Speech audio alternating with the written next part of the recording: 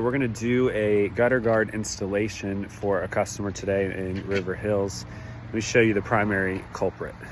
Now, because he lives on the beautiful golf course here, he unfortunately has these pine trees, which, believe it or not, clog the side gutters here on the other side of the house and the back, obviously. Fill them with pine straw, it feels like monthly.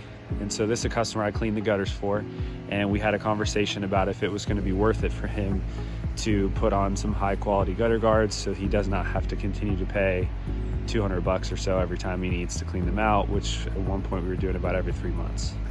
So gutter guards have a weird reputation. A lot of people don't like them.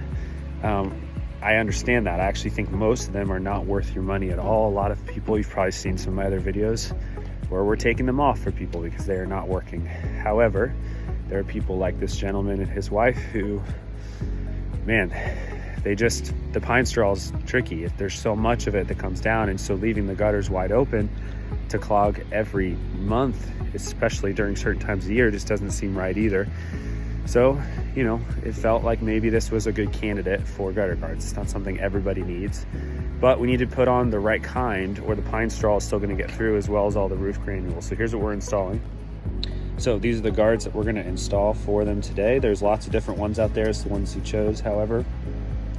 There's a couple common features you want to look for. A lot of people make very similar ones, but you want a micro mesh. So as you can see, they have very tiny holes, but it covers the entire face. That's going to allow for the water to get through correctly without letting roof granules or pine straw through, which are our main culprit here. A lot of guards have too big of holes for something like pine straw. They get stuck, they collapse, they get stuck on there, they cave in, etc. The other thing is you really want this to be as corrosion resistant as possible in our coastal climate. So you want the frame and the mesh to be either aluminum or micro or stainless steel. One of the other things that's really going to be crucial, a lot of people skip this step, is getting a good stainless steel hardware as well. These are going to be screwed in to the tops of the gutters, and they're going to tuck up under the shingle, and we'll show you what that looks like. All right, so step one was clean out the gutters and make sure they're flushed.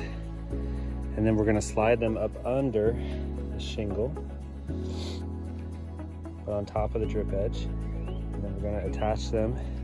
And in this case, they have pre-drilled holes for where the stainless steel screws are gonna go. How beautiful these look. Unfortunately, these shingles